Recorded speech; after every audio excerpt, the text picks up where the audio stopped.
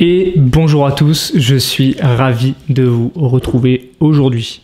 Donc aujourd'hui on est dimanche et ça va faire 3 semaines que j'ai vu une patiente et je vais vous raconter un petit peu l'histoire de la patiente. C'est une vidéo qui va intéresser tous ceux qui font de la course à pied véritablement et je vais très certainement en faire une deuxième qui va être liée à un autre souci. Donc je vais vous expliquer un petit peu la problématique de cette patiente. Cette patiente, elle est venue me voir parce qu'elle avait des douleurs aux genoux, aux chevilles et aux hanches quand elle commençait à courir au bout de 1,5 à 2 km. Donc autant vous dire, pas beaucoup, puisqu'elle avait l'habitude de courir des 10 km. C'est une douleur qui est venue, entre guillemets, du jour au lendemain, puisqu'elle a dû arrêter, en fait, elle a arrêté, on va dire, de s'entraîner parce qu'elle a fait autre chose, elle a fait d'autres sports et elle a voulu reprendre la course à pied. Et en voulant reprendre la course à pied, eh ben, y a ces douleurs qui sont apparues. Donc, il y a plusieurs façons d'aborder le problème, si vous voulez. Il y a l'abord véritablement purement, entre guillemets, mécanique et d'analyse au niveau physique, que ce soit statique ou dynamique, où là, effectivement, bon, bah, en ostéopathie, j'ai retrouvé 2-3 choses, hein, évidemment, mais je veux dire, j'ai pas retrouvé non plus des facteurs qui pouvaient véritablement expliquer pourquoi est-ce qu'elle avait mal comme ça, pourquoi est-ce qu'à 1,5 km. Bon, donc en statique et mécaniquement à la palpation, il n'y avait pas non plus grand chose de très parlant. Il y avait au niveau des fessiers quelques spasmes, mais rien de très fou, quoi.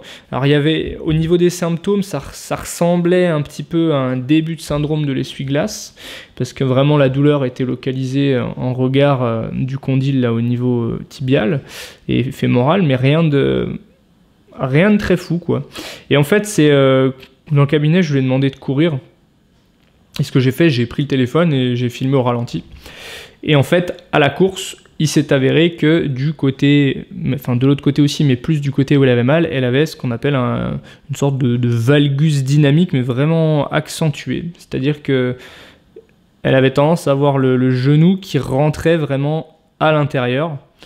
Et donc, j'ai pris le choix de partir sur cette piste-là, à savoir un manque de contrôle de l'équilibre au niveau du bassin lors de l'appui unipodal du côté où il avait mal. C'est-à-dire qu'en gros, les fessiers n'avaient pas suffisamment de force, ou en tout cas n'arrivaient pas correctement à gérer et à maintenir le bassin, puisqu'en fait, l'effondrement qu'on a au niveau du genou, donc en fait le valgus, de toute façon je vous mettrai des schémas pour que vous voyez, le valgus en fait si vous voulez, donc c'est le fait d'avoir les jambes en X, le valgus dynamique était vraiment accentué du côté droit, donc du côté où elle avait mal, simplement parce que le bassin en fait n'arrivait pas à garder l'horizontale et basculait également.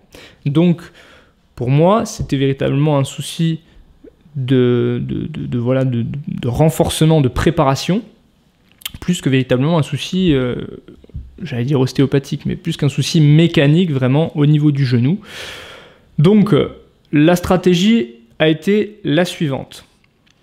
Pour faciliter, si vous voulez, le retour et éviter justement d'avoir trop de stimulation et trop de travail au niveau fessier, la première chose que vous pouvez faire, si vous souffrez justement d'un valgus dynamique ou d'un varus dynamique ou autre, c'est de réduire déjà la foulée, de faire des moins grandes enjambées.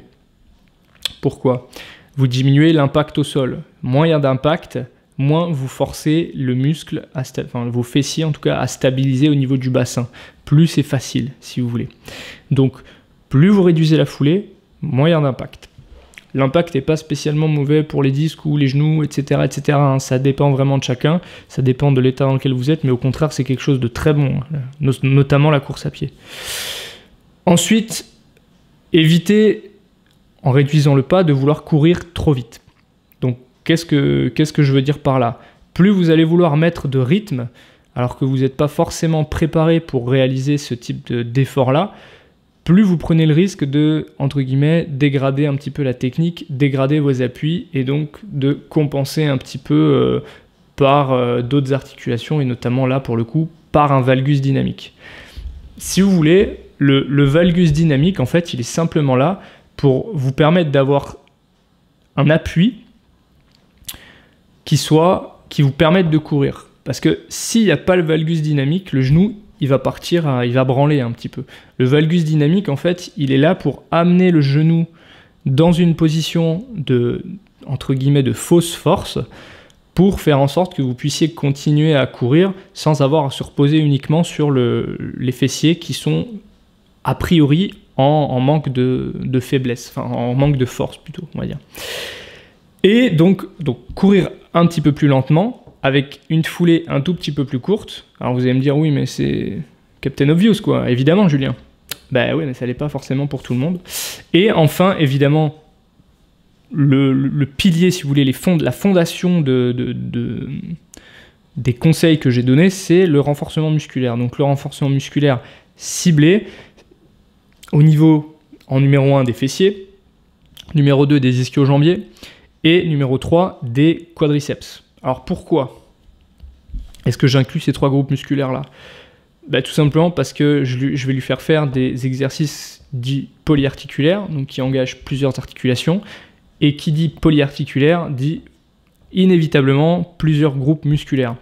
Donc j'ai mis le focus sur les fessiers, tout simplement parce que c'est là où j'estimais qu'il y avait le plus de travail à faire. Je vous ferai, si ça vous intéresse, une vidéo justement sur les exercices que je lui ai recommandé de faire pour justement renforcer les fessiers, renforcer les ischio-jambiers et renforcer les quadriceps. Je peux vous les donner grosso modo comme ça. Donc en fait pour les exercices, ce que j'ai fait, c'est que j'ai essayé, si vous voulez, de cibler. Donc par exemple pour vraiment renforcer les fessiers, je lui ai conseillé de faire des hip thrusts. Donc hip thrust, pour ceux qui ne savent pas, je vous mettrai une petite photo ou une petite vidéo là, en fonction de ce que je trouve sur internet. Pour toute la partie, donc ça c'est vraiment pour la partie globale fessier et ischio-jambier, parce que c'est un mouvement qui va stimuler, qui va renforcer les deux groupes musculaires, pour avoir une action un petit peu plus, on va dire sur la partie frontale du bassin, donc sur la bascule vraiment du bassin et le contrôle de la bascule. Ça va être un exercice pour le moyen fessier et le tenseur du fascia lata. Et ensuite, ça va être beaucoup d'exercices, enfin quasiment tous les exercices là, ça va être des exercices en unilatéral hein, pour forcer justement le bassin, les fessiers, les adducteurs à vraiment contrôler cette gestion du bassin, de l'équilibre, pour éviter justement d'avoir le genou qui sorte. Ensuite, ça va être je sais plus si c'était des squats sur une jambe, enfin des squats, des fentes si vous voulez. Il devait y avoir les deux, des fentes et des squats, en gros, en essayant de garder le genou dans l'axe des orteils. C'est-à-dire si les orteils pointent dans une direction, quand vous allez partir en squat ou en fente, il faut que le genou continue de suivre cet axe-là. Mais il me semble que c'était sur une jambe. Et j'avais aussi fait un exercice squat avec une bande élastique, justement, entre les genoux pour forcer les fessiers à travailler un petit peu plus, notamment dans cette phase-là. Donc ça, c'était à faire 2 fois dans la semaine, en gros. C'était pas grand-chose, hein, ça prenait, on va dire, une vingtaine de minutes, le renforcement musculaire. Et ensuite, c'était une sortie, voilà, une sortie minimum par semaine d'au moins 30 minutes, à un rythme tenable, on va dire, en dessous de la douleur. Donc il fallait trouver au départ on va dire une distance pour que ça soit gérable, et voir un petit peu comment ça matchait, avec évidemment toute une phase d'échauffement avant.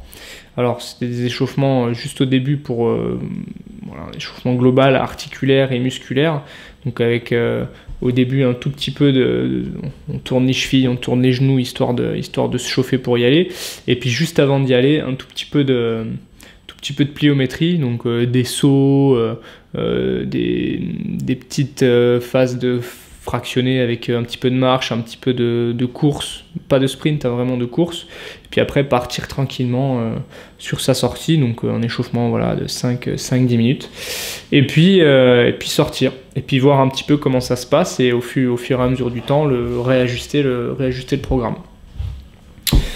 3 semaines après, elle est passée de 1,5 km, 2 km à 5-6 km sans douleur. Arrivé au 6e kilomètre, en fonction du terrain, ça avait tendance à tirer un petit peu sur le genou, notamment s'il y avait pas mal de montées.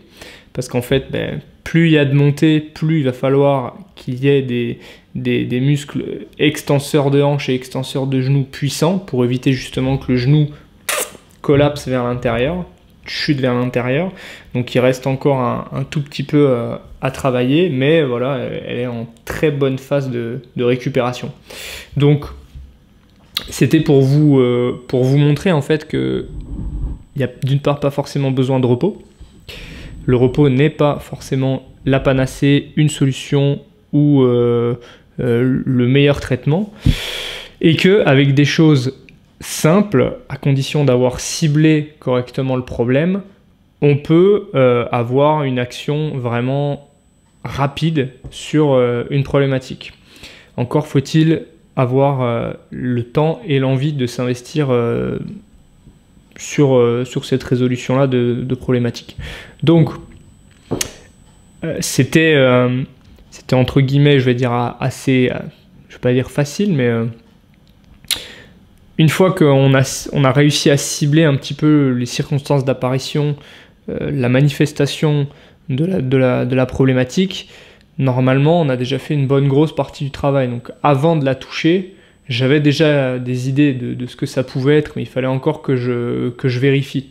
Si dans la statique on était bon, si dans la dynamique on était bon, si effectivement il y avait une réaction au niveau des anthèses ou au niveau des tendons. Pour le coup, on serait plus parti sur une tendinopathie. Quoique au niveau du traitement, ça n'aurait pas changé des masses de choses, mais au niveau de l'adaptation, un petit peu. Mais donc voilà, pour le coup, là, on n'était pas encore sur une tendinopathie, mais on était vraiment sur une inflammation, on va dire, un peu locale, due en fait simplement à cette dynamique qu'elle avait dans la course à pied. Si ça vous intéresse, je vous montrerai les exercices en vidéo. N'hésitez pas à me le dire. J'espère que la vidéo vous aura plu. Si vous avez des questions, vous n'hésitez pas dans les commentaires. Et moi, je reste à votre disposition. Je vous souhaite une très bonne journée. Abonnez-vous à la chaîne et à bientôt. Ciao!